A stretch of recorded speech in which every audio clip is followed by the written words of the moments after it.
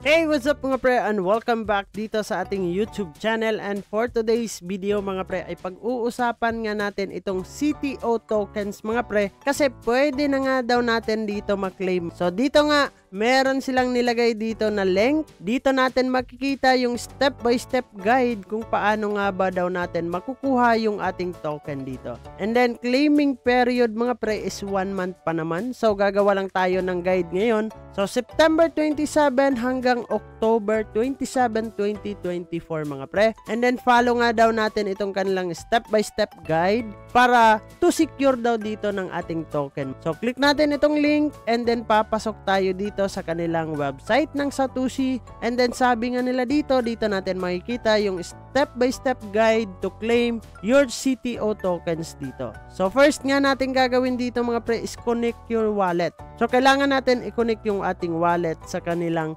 website dito sa Coretardio mga pre, no? Para ma-claim nga natin yung ating mga makukuha ditong tokens. And then click natin yung ating connect wallet dito. And then nga daw mga pre, select natin yung ating wallet provider. Remember daw dito mga pre, is kailangan natin gamitin yung Core Chain Mainnet mga pre, no? So, dito yung mga issues na ating ma-encounter mga pre, ay meron din sila ditong guide kung paano siya ma-resolve. So, babasahin nyo lang ito para magkaroon kayo ng idea mga pre. So, verify your airdrop. So, once your wallet is connected na nga daw dito, your eligible airdrop amount will displayed na nga mga pre. So, click here, claim button if you are eligible nga daw dito, no? So, sign in message mga pre, magkakaroon siya ng prompt dito sa ating wallet. So, number 4 mga pre, kailangan natin i-complete yung gacha. So, ito yung gacha, kailangan lang natin yan i-click para ma-prove na hindi tayo daw robot. So, click natin itong ating claim your tokens after completing daw dito ng ating captcha mga pre, and then get CTO button na. Once daw na na-click na natin yung ating get CTO tokens mga pre, yung ating transaction will be detached and sent on-chain na nga daw mga pre. And then token should appear within 10 minutes mga pre, no? Aantayin lang natin na papasok na sa ating wallet. And then dito mga pre, meron silang optional. Pwede daw tayo ditong mag-donate ng 0.1 core tokens daw dito para masuportaan yung kanilang ecosystem sustainability mga pre in the future benefits daw, no? This is voluntary and then but greatly appreciated daw nila kung kayo ay magbibigay mga pre. So more importance dito and reminders, kailangan natin yung ginamit natin na wallet address mga pre sa Satoshi app na nasubmit natin is yun din yung gagamitin natin para maging eligible tayo at makakakuha tayo sa ating mga token dito. And then dito mga pre, merong vesting schedule pala sila dito, no? Remember, 16.67% of your tokens are available now. The remaining portion will be unlocked in December 2024 mga pre, and then March 2025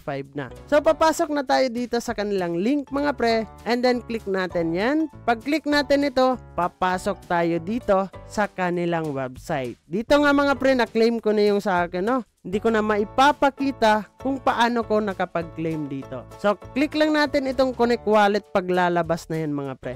At andito na, lumabas na, kailangan natin connect wallet and then okay. And then papasok tayo dito. Which extension do you want to connect? Kailangan natin use MetaMask tayo guys. And then claim ko na yung aking 311 tokens dito ng CTO mga pre. So, hindi na ako dito magki-claim mga pre, no? So, kung malilito kayo dito mga pre, ay meron naman sila ditong step by step. Balikan nyo lang to mga pre, napakadali lang yung gagawin para makuha natin yung ating airdrop dito. Kailangan natin dito mga pre is magkaroon ng core blockchain mainnet, no? Hindi natin to kakalimutan mga pre, kailangan lang natin pumasok dito sa chain list and then i-add natin yung ating core blockchain mainnet dito. So click natin itong add to MetaMask, pero kailangan nakakonect yung ating MetaMask wallet dito. And then paano natin dito mga pre makikita yung value ng ating 311 na nakuhang token dito. So, click natin itong Glyph Exchange. So, dito mga pre, kailangan naman natin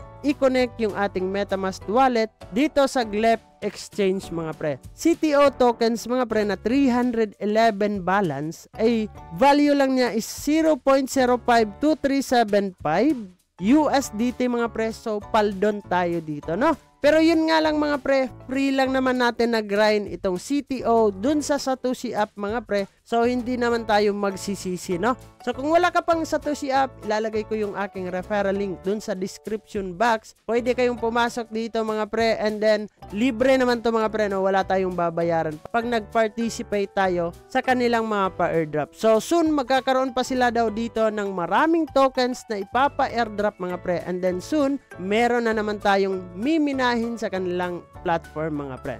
So yun lang naman yung ating pag-uusapan for today's video mga pre, patungkol dito sa Cory Tardio or CTO tokens airdrop mga pre. So this is me, Dong Ayan TV.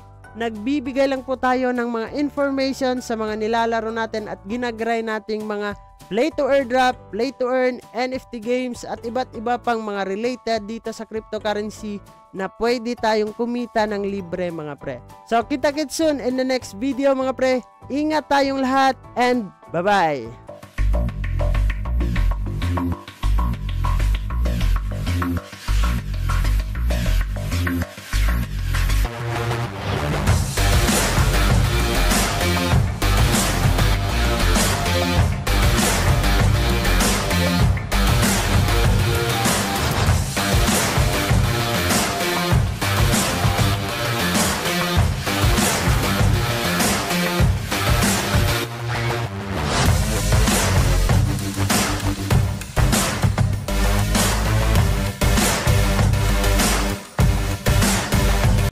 Samahang masaya, ano pang hinihintay? Kung online games ang iyong gusto, dito ka sa guild ko, solid to. Sa aming community na puro makulit, mga hari na trash talk pero malupit.